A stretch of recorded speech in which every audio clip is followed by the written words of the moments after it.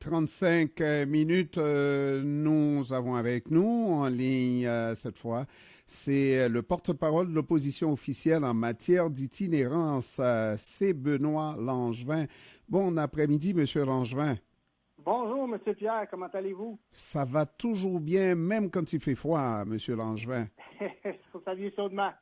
Mais on ne peut pas dire la même chose pour les itinérants. À Montréal, de plus en plus nombreux, c'est une préoccupation, surtout lorsqu'on annonce une vague de froid comme ça dans la métropole, Monsieur Langevin. Ah, tout à fait. Vous savez, dormir dehors à -5, à -10, à -20, je ne sais pas si nos auditeurs ont déjà tenté l'expérience de faire du camping hivernal. C'est déjà quelque chose, mais à -30, c'est meurtrier. Vous n'avez pas choisi le beau rôle, Monsieur Langevin, comme porte-parole de l'opposition officielle, l'itinérance. Il n'y a rien de sexy là-dedans, dans le sens que vous allez tout faire, vous allez donner tout votre petit change pour changer les choses. Est-ce que les choses peuvent changer véritablement pour ces gens-là?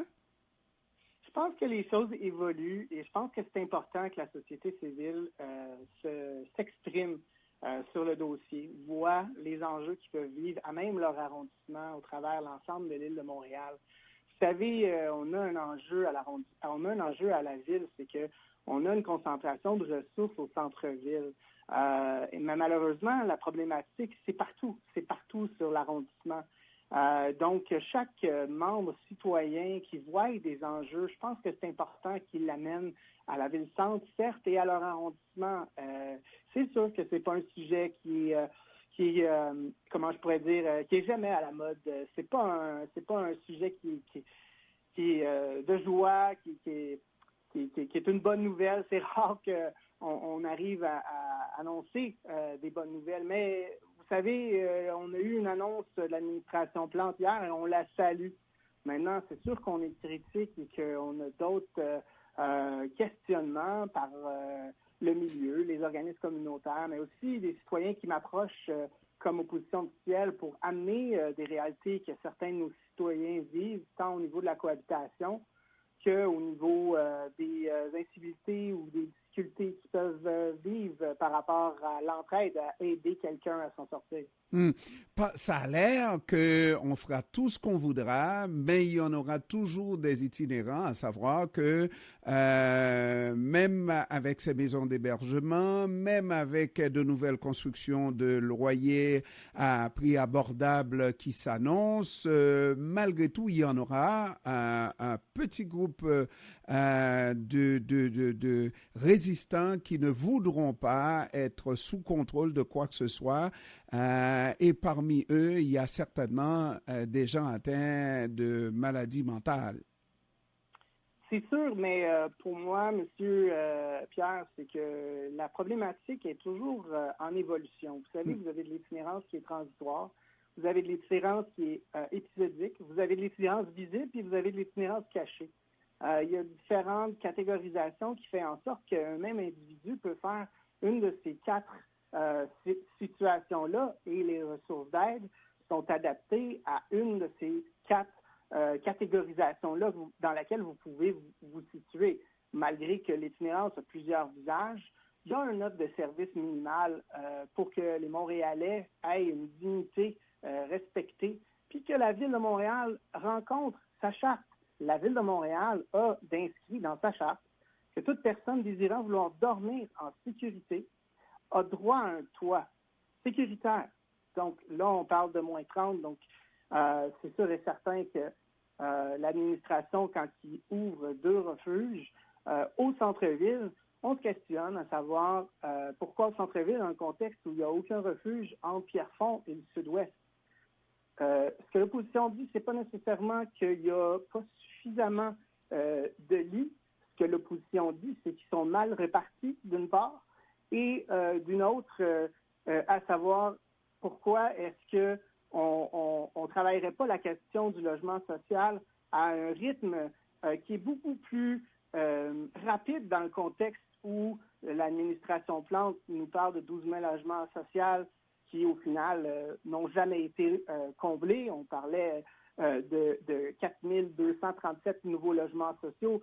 Et c'est ce que le Journal de Montréal nous rapportait. Puis il nous disait, ben vous savez, la cadence de création de logements sociaux dédiés pour personnes itinérantes étant un rythme qui est inférieur au rythme de l'augmentation qu'on a au niveau du coût de la vie, l'augmentation des logements à Montréal. Il y a définitivement un retard à rattraper sur la question du logement social pour enfin réduire et éviter qu'on ait besoin davantage que 1600 lits en situation d'urgence. Parce que vous savez, un refuge d'urgence, vous l'avez dit, il y a des gens qui ne veulent pas y aller parce que il y a beaucoup de réglementations, puis c'est vraiment, comment je pourrais dire, donc, la dernière filet de sécurité. Mais la réalité, c'est que c'est comme une salle d'urgence qui voit jamais de médecin. Il faut arriver avec davantage d'offres de logements sociaux pour réduire le besoin de logements d'urgence. Pendant ce temps-là, c'est sûr qu'il faut répondre à la problématique. Il faut absolument qu'on ait davantage une meilleure répartition. Puis pour nous, ça passe par une meilleure planification entre la ville-centre et les arrondissements pour qu'il y ait un plan d'action pour chaque arrondissement. Puis dans cette logique-là, qu'il y ait un recoupement de ressources et des continuums d'intervention qui sont clairement établis par secteur. Et comme il n'y a pas ce dont je vous parle actuellement, ben on ne sait pas qui coordonne la problématique quand quelqu'un n'arrive pas à se loger. On a vu, M. Langevin, la problématique de Berry, Sainte-Catherine, où Archambault déménage, mais ferme boutique, tout simplement. Et on connaît le quartier en face du métro Berry, n'est-ce pas, qui est devenu une rue sale, mais aussi prise d'assaut par des itinérants de jour comme de nuit. Ça, c'est une situation qui s'est aggravée en moins de 10 ans, 15 ans, là. Est-ce que vous pensez que la ville-centre, même avec les municipalités, pourrait à elle toute seule, ou est-ce qu'il faut aussi la participation de Québec et même d'Ottawa, pourquoi pas? Absolument que les gouvernements supérieurs ont un rôle à jouer. Mais je reviens encore sur le fait que la responsabilité inscrite à notre charte, c'est de la responsabilité de notre municipalité de faire la planification et d'y mettre l'étiquette du prix coûtant pour une offre de service minimale pour que les arrondissements, pour que la Ville de Montréal ait les outils nécessaires pour répondre en urgence à des fluctuations qu'on a dans un contexte post-pandémique, dans un contexte de crise de logement. Puis ce qu'on réalise, nous, à l'opposition officielle depuis 5 ans, c'est que la vitesse qu'on développe des logements sociaux à la Ville de Montréal est loin d'être ce qu'on nous a promis en 2017. Est loin de ce qu'on nous annonce encore et de l'avancement de leurs travaux actuels. On se questionne à savoir pourquoi on a une administration qui parle de logement social dans les médias constamment, mais que les résultats ne soient pas au rendez-vous. On peut parler du règlement de la métropole mixte, puis je peux vous dire que c'est un échec. On a beau avoir des beaux règlements qui demandent à ce que les contracteurs développent des projets de logements sociaux dans ce contexte-ci, mais la réalité, c'est que les contingents sont tellement importants que les promoteurs finissent par aller investir ailleurs qu'à Montréal. Mais oui, et effectivement, ça prend des contraintes, mais je comprends qu'elles ne doivent pas être très strictes ou trop strictes, sinon, comme vous le dites, ils vont aller ailleurs. Sauf que même ailleurs, on n'a pas vu de construction dans les banlieues, de beaucoup de logements sociaux ou de loyers à prix modique, là. Tout à fait. Et c'est pour ça que c'est le rôle de la Ville d'arriver avec une proposition à Québec et de faire entendre par Québec sur un dossier pour lequel vous avez été élu. Quand vous dites dans les médias, durant une campagne électorale, que vous allez atteindre 12 000 logements sociaux abordables et que vous ne le faites pas parce que c'est la faute de Québec, alors pourquoi on élu un gouvernement de proximité si on propose, on promet des activités, on promet des concentrations sur des enjeux, sur des problématiques, puis si on ne les rencontre pas. Je pense que, comme opposition officielle, c'est absolument nécessaire de dire que les chiffres ne mentent pas. Il n'y a pas une augmentation ou une augmentation de rapidité de construction. Et là, on compte le nombre d'émissions de permis et pas de sorties de terre. Donc, on est à la même place qu'avant, à savoir la vitesse qu'on développe ce type d'offre de logement-là. Et je pense qu'il y a un travail immense encore à faire avec les autres paliers gouvernementaux pour que la cadence augmente. Parce que tant qu'elle n'augmentera pas, on va toujours être dans l'augmentation de l'urgence. Monsieur Langevin, oui, effectivement, il faut vraiment s'organiser pour ne pas gérer que l'urgence, n'est-ce pas? Parce qu'il y a peut-être de belles situations aussi à sortir des gens de l'itinérance. Mais est-ce que l'opposition, d'une certaine manière, ne devrait pas saisir ces opportunités-là pour faire un peu plus que la critique? Parce qu'on dit critiquer, c'est facile, mais c'est là qui est difficile. Qu'est-ce que l'opposition va faire dans les circonstances pour ne serait-ce attirer l'attention sur cette problématique qui est à Montréal et depuis très longtemps. Chaque fois que vient un temps de chien, un hiver de chien, n'est-ce pas, ben on crie sauvons-les, sauvons-les, mais il faut qu'il y ait quelque chose de plus permanent qui se fasse, non? Tout à fait, vous avez tout à fait raison. La Ville de Montréal a dans sa charte un minimum requis, selon nous, pour répondre à la dignité de ses citoyens.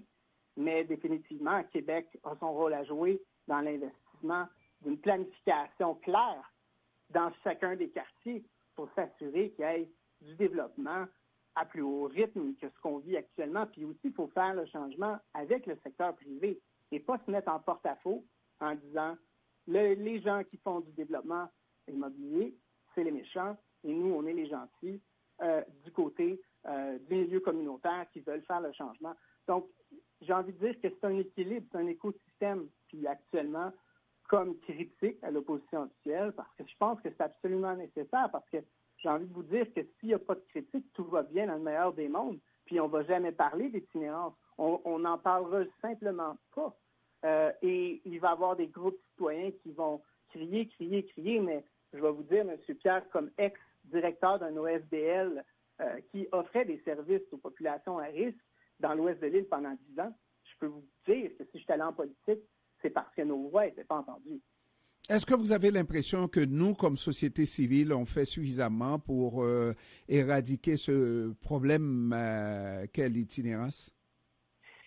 Comme société civile, je pense que c'est pas nécessairement une responsabilité seulement des gouvernements. Je crois que chaque groupe communautaire par quartier qui offre des services à la population la plus vulnérable de son quartier ont la possibilité de recevoir des dons. En ce moment, il fait moins 30, ayez une pensée, faites un don à votre organisme local qui offre des soins, qui offre de l'accueil, de l'écoute, du support et peut-être même aussi de l'hébergement d'urgence, qui ont besoin de ces fonds-là pour non seulement attirer du personnel, parce que nos groupes communautaires actuellement vivent une pénurie d'embauche. Des employés sont très difficiles à trouver dans les contextes où on doit les faire travailler. Est-ce qu'on devrait aussi, comme citoyens, nous regarder aussi notre façon d'agir. On parle d'écart de richesse entre les plus riches et les plus pauvres de la terre, mais nous, on ne se considère pas comme très, très, très privilégiés par rapport à ces gens qui n'ont pas un logis. Lorsque nous avons une cabane avec 3 chambres, 4 chambres à coucher, et vide parce que les enfants sont partis, etc., et qu'il y a des gens qui dorment à la belle étoile par un temps de chien comme ça. Vous avez tout à fait raison, M. Pierre. L'écart des richesses s'accentue sur l'île de Montréal, puis là, on ne tombe pas dans une vision politique de gauche ou de droite, mais c'est une réalité. Les chiffres le démontrent que on a justement un écart au niveau, il y a une réduction au niveau de la classe moyenne qui s'en va vers la pauvreté et que la classe aisée s'en irait davantage vers une classe supérieure. Donc, définitivement, il y aurait matière à ce que Québec revoie certaines tables fiscales, mais encore là, ce n'est pas du ressort municipal. Et que nous fassions, nous, comme citoyens, aussi Tout à fait. Comme citoyen, les donations, M. Pierre, notre mea culpa. Écoutez, donations, implications citoyennes, fin de semaine de levée de fonds, participer à une levée de fonds, organiser avec sa communauté, ses frères, ses sœurs, une fin de semaine d'entraide. Je connais des organismes qui sont des experts à accueillir des groupes commerciaux qui, justement, peuvent soit faire de la rénovation dans certaines de ces habitations d'urgence-là qui sont en décrépitude, qui nécessitent de l'amour, de l'attention, et souvent, ça ne passe pas nécessairement par de l'argent. Benoît Langevin, porte-parole de l'opposition officielle en matière d'itinérance, je vous remercie d'avoir pris du temps de nous parler cet après-midi, M. Langevin. C'est un plaisir, M. Pierre, n'importe quand. Merci, au revoir. Au revoir.